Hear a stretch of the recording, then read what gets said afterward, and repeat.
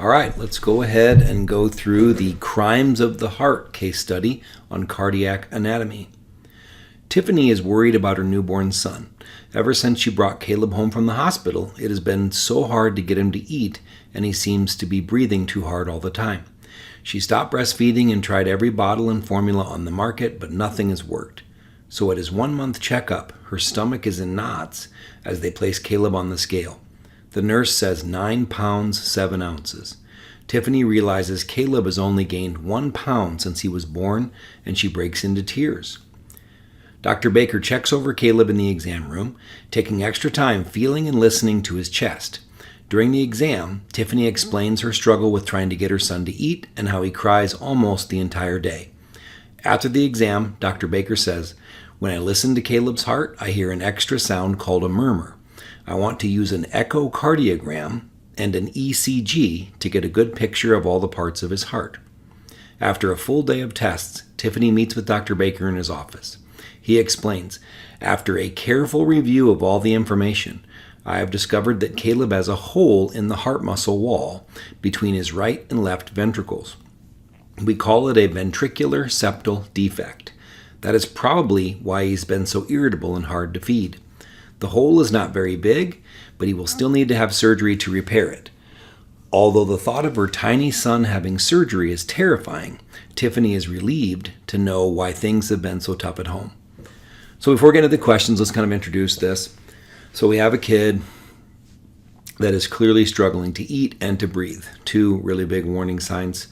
Of course, there are lots of reasons why you might not be able to breastfeed or use certain bottles or formulas. It could be a defect in the mouth, just struggling with latching, or it could be something wrong with the food. But in this case, we have that and these breathing problems. And we realize this poor little kid has only gained 1 pound in a month. So I would call that failure to thrive.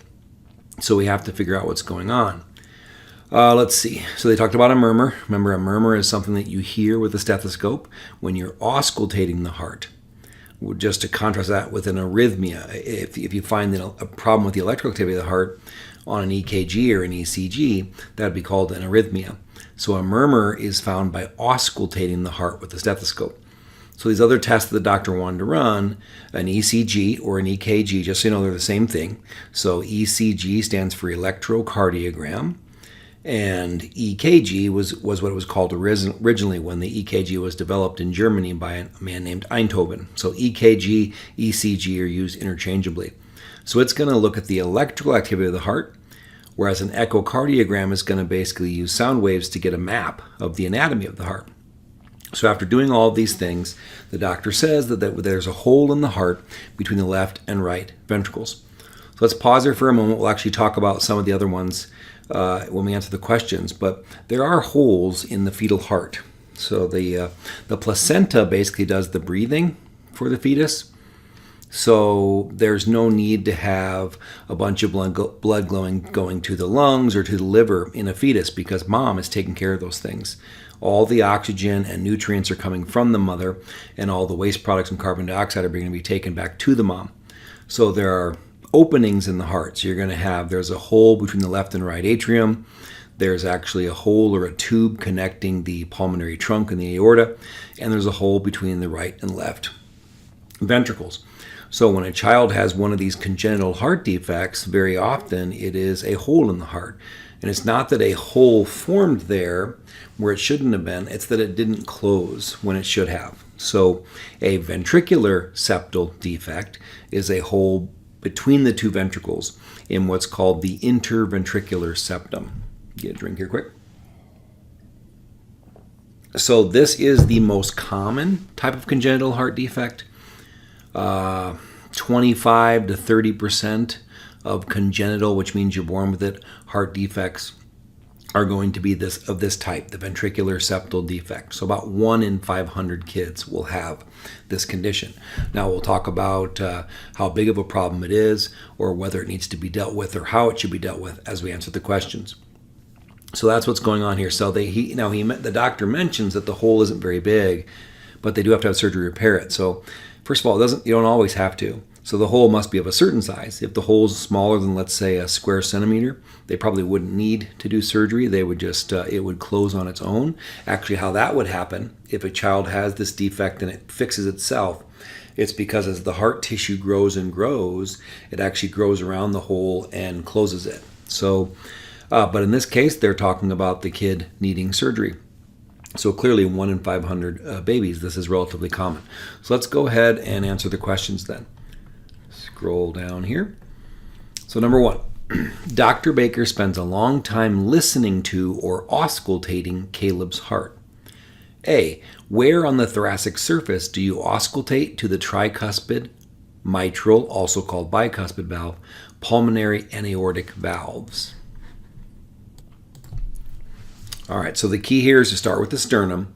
If you're trying to find the aortic valve, you would go to the second right intercostular space, which means costal means rib. So if you count down the space between, or the space between the second and the third rib there, the second intercostal space on the right sternal border. So I know you can't see this, and that's why I have videos that cover that, but right to the right of the sternum in the second intercostular space would be where you find, or where you listen to, the aortic valve. If you want to listen to the pulmonary valve, you go to the same location, but on the left sternal border. So the aortic and pulmonary semilunar valves are going to be near the top of the heart, of course. Then if you're looking to listen to the atrioventricular valves, or the bicuspid or tricuspid valve, you're going to listen lower. So the tricuspid valve, you're actually going to listen in the fourth intercostal space on the left side, right against the sternum. And if you want to listen to the mitral valve, you go to the fifth intercostal space, even lower. Then you go to what's called the mid-clavicular line. So when you're listening to all the other locations, you're right up against the sternum, right on the right or left of it. If you're trying to hear the mitral valve, you need to go to the mid-clavicular line. So like the name implies, look at the clavicle and look at the middle of it, and then go down. So there is another place. Now you can listen really anywhere you want, but the key things here is this is not where these valves are. This is where you can hear them. So you're trying to find places where there's not bone in the way that allow for the best, so picking up the sound from these valves closing. So there is one more place you may hear when people are talking about auscultating the heart, that is Erb's point. So in the third intercostular space on the left-hand side is Erb's point. What's nice about that one is you can actually almost equally hear the closure of the atrioventricular valves and the semilunar valves. So it allows you to catch sounds between those two valves. So that's going to be the different places you would listen to the heart normally. Now, personally, I would listen to all of those locations with both sides of the stethoscope. And I also would listen to those locations pressing down firmly and pressing down lightly. So I like to go through the heart at least 3 or 4 times. This should take a couple of minutes if you're really trying to pay attention and listen to the heart. That's going to allow you to catch things that are really important. All right, but back to the question. Where do you think would be the best place to auscultate Caleb's abnormal heart sound? So remember, we know the problem is between the two ventricles, which would of course be below the atrioventricular valves. So I would listen pretty low on the heart, probably on both sides, but somewhere in that, between the third and fifth intercostal spaces, probably on both sides of the heart, is where I would listen. But just remember that you're trying to listen to the area between the two ventricles, which would of course be below the semilunar valves, and kind of in between and below the atrioventricular valves. So that'd be a good place to listen, specifically for Caleb's heart defect. Question 2. Caleb has abnormal heart sounds that tip the doctor off to a problem. A. Name the normal sounds of the heart and indicate what causes these sounds. So your normal heart sounds, you actually have 4 of them, but the 2 key ones are S1 and S2. If you've ever heard the heart, when people talk about the heartbeat, they go lub-dub or lub-dup. S1 would be the lub, and S2 would be dup. So S1 is going to be the sound that the heart makes when your 2 atrioventricular valves close, which is actually signaling the start of systole, or the contraction of the ventricles. S2 is going to be the sounds of the two semilunar valves closing, which actually signals the end of systole. So a great way to look at that is between S1 and S2, that is going to be systole. Between your S2 heart sound and the next time you hear S1, so between dup, dup, and the next lub, that is going to be diastole, or the period of time when the heart is resting. Excuse me. So S3 and S4 are pretty minor. They're generally just going to be, S3 would be the sound of blood flowing through the ventricles, and S4 would be sounds of atrial contraction, but they're usually very quiet and they're not always there. They can be there in a perfectly healthy person, but they certainly don't have to be, but they also can be there in a disease state. So if someone hears these S3 and S4 heart sounds, I would at least consider investigating a little bit more. All right, so in relation to the normal heart sounds, when would you expect to hear the abnormal sound Dr. Baker heard? Explain your answer. So remember, if there's a hole between the left and right ventricles, then during systole, when the ventricles are contracting, blood is going to be whooshing through or shunted from the left side of the heart to the right side of the heart. So you should hear this murmur the entire time that the ventricles are contracting. So that would mean that you would hear this murmur between S1 and S2. That would be the best answer there. All right, number 3. Let me scroll down a bit here.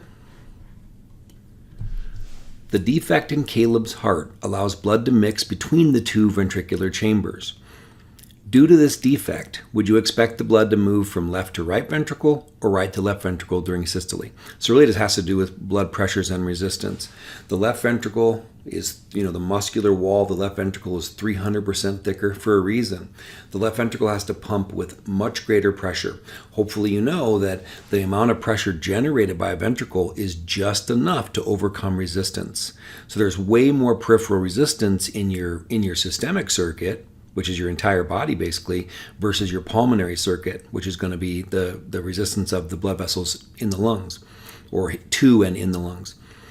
So the left ventricle has to work much harder, has to generate a lot more pressure than the right ventricle does. Well, because of that, fluid's going to take the path of least resistance. It's going to go from areas of high to low pressure. So as the two ventricles contract, the left ventricle is going to be pumping harder, so it's going to shunt the blood to the right side. So every time Caleb's heart beats, some of the blood from the left ventricle is going to go into the aorta and to the body where it should, but some of it is going to be shunted into the right side of the heart. So you've got this oxygen-rich blood that's already been to the lungs is basically going to be sent back. All right, so that's B, based on your understanding of blood pressure and resistance in the heart and great vessels, which your great vessels would be the largest vessels on top of your heart there, pulmonary trunk, aorta. Explain your answer to question 3A. So hopefully I've done that. So you've got the left ventricle and right ventricle are both pushing blood at each other towards this hole, but the left ventricle is going to be pushing a whole lot harder, and that's why the blood is going to be shunted from the left side to the right side. And we'll get into more detail about why that's a problem in just a moment. All right, number 4. When an echocardiogram is performed, the technician color codes oxygenated blood red and deoxygenated blood blue. Now, actually, before they color coded, it would be white and yellow, no big deal. So they color code it so you can see it better. A, in a healthy baby, what color would the blood be within the right and left ventricles respectively? So the right ventricle should have deoxygenated blood. That should be the blood that just came back from your inferior and superior vena cava and then was pumped from the right atrium into the right ventricle. So this is blood that's very low in oxygen. That's why it needs to be in the right side of the heart and the pulmonary circuit. So the blood can be pumped to your lungs so it can drop off CO2 and pick up oxygen. So the right side of the heart, the right ventricles would have blue or deoxygenated blood. The left side, the blood that's in the left ventricle just came back from the lungs. So that would be oxygenated, oxygen-rich, red blood. Now in Caleb's heart, to answer question 4B, what color would the blood be within the right and left ventricles respectively? Let's go to the left first. Left ventricle would still have red, oxygen-rich blood. The right ventricle would have a mixture of the two. It would have the blue, deoxygenated blood that's coming back from the body, but it would also have some red, oxygenated blood that's being shunted over from the left-hand side. So the left side would be normal, right side would be a mixture of red and blue. Question 5. Caleb's heart allows oxygenated and deoxygenated blood to mix, which is a problem. Based on your knowledge of the heart and the great vessels, describe other anatomical abnormalities that cause the mixing of oxygenated and deoxygenated blood. All right, so the ventricular septal defect is the most common congenital heart defect, the most common hole in the heart. But there are two other ones that are relatively common, and that would be an atrial septal defect. So there's a hole between the right and left atrium. There actually should be one in fetuses. It's called the foramen, which means hole, foramen ovale, because it's an oval-shaped hole. Now, in a healthy adult heart or a healthy child's heart, you would see a little indentation on the right atrium called the fossa ovale, and that's where that hole used to be. But if it properly closes, so that would be one. You would have the foramen ovale would still stay open, so that would be called an atrial septal defect. Another one would be a patent ductus arteriosus. So there's actually in the fetus there's a blood vessel that connects the pulmonary trunk and the aorta, which allows free movement of blood between the two. But then once you're born and the pressure in the lungs changes and everything, this should stop being used, and it actually turns into a ligament, so called the ligamentus or ligamentum arteriosum. So those would be two other places where this would happen, where a kid would have a problem with blood being shunted from the left to the right side of the heart. So it could be an atrial septal defect or a patent ductus arteriosus. All right, that's number 5. Number 6, what happens to Caleb's systemic cardiac output as a result of his ventricular septal defect? So to me, 6 and 7 are the most important questions here. Explain your answer. So cardiac output, let me drink here. Cardiac output is going to be how much blood a heart moves per minute. It's generally the stroke volume, how much blood is moved per beat, times the heart rate. So how much blood can a healthy heart move? In the adult, we're looking at 5 to 6 liters a minute, but in this situation, here's the problem. When the left ventricle contracts, not all of the blood is going to go to the aorta and go out to the systemic circuit. So every single time that this poor kid's left ventricle contracts, some of that blood is being wasted. It's being pushed over to the right ventricle. So the cardiac output would go down. The heart would certainly respond by trying to contract harder and trying to contract faster, which is why this would be a major problem for the heart and why it would lead to congenital heart failure at some point. The heart would just work harder and harder and try to enlarge, but it wouldn't do any good because every time the ventricle contracts, blood is being shunted the wrong direction to the right ventricle. So that's why this is a problem for the heart. But notice that when Tiffany brought Caleb to the doctor, it was breathing problems and difficulty feeding, which probably tied into the breathing problems, that were the issue. So let's look at question number 7 here. One of the problems that worried Tiffany was that Caleb seemed to be breathing too hard all the time. Let's consider how this symptom is related to his heart defect.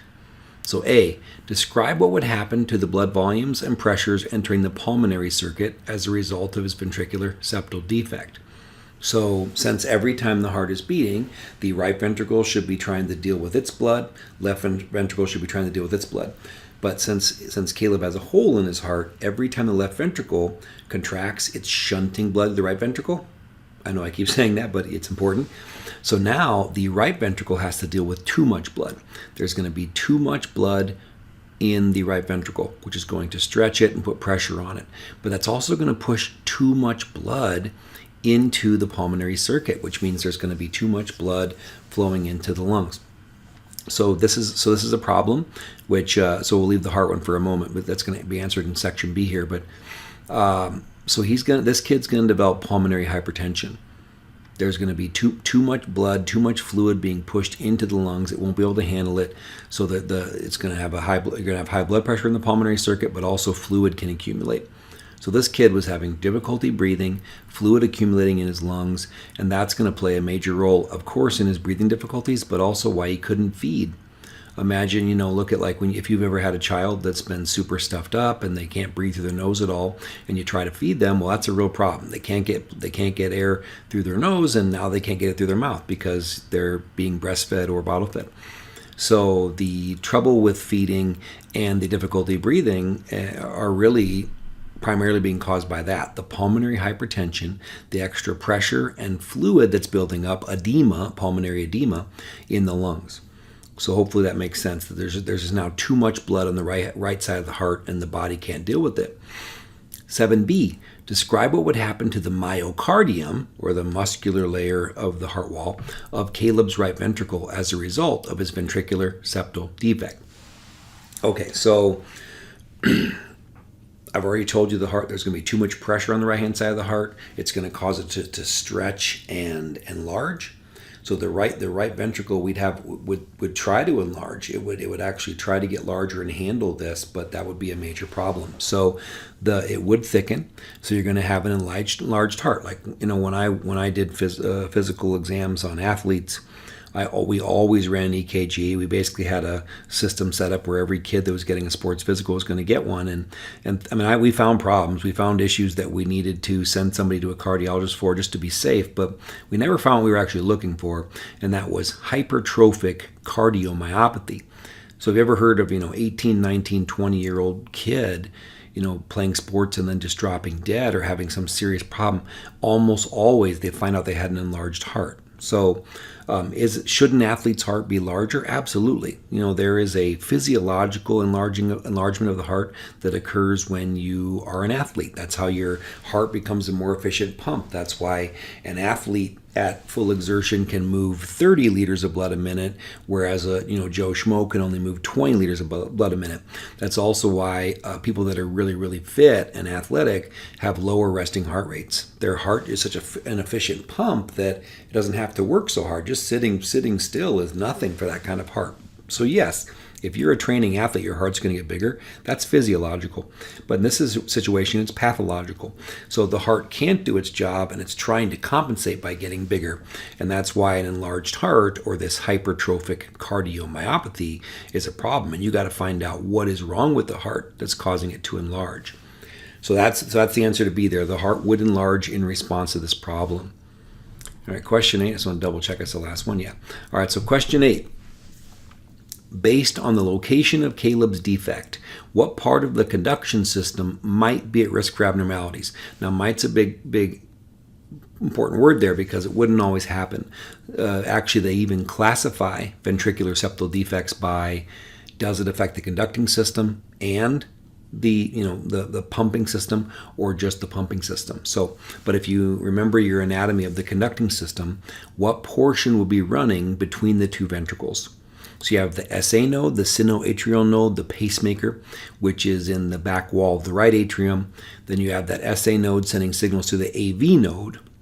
But where we'd have our problem between the two ventricles, you'd have to consider the bundle, the bundle branches, and the AV bundle, or the bundle of His is what it was called when I was a student. So that could be the case. And if this heart defect, or any heart defect, is actually affecting the conducting system, you could find what's called a bundle branch block on an EKG. So we don't know if that's a problem for Caleb here, but that's where the conducting system would be affected if it was. So let's just go back and review. This is kind of a different case study, so a lot of detailed information here. Let's just go back and review a little bit. So hopefully you understand that the difficulty feeding was most likely caused by the breathing difficulties, the fluid accumulating in the lungs. That's definitely going to be a part of it. So that's where the failure to thrive came from. He's only, Caleb's only gained 1 pound in a month, but that's because he wasn't able to eat. So, and then also we have the breathing difficulties. So kind of like other case studies, we've been talking about heart, but really the lung symptoms are what are causing Caleb's problems primarily. So we have that failure to thrive.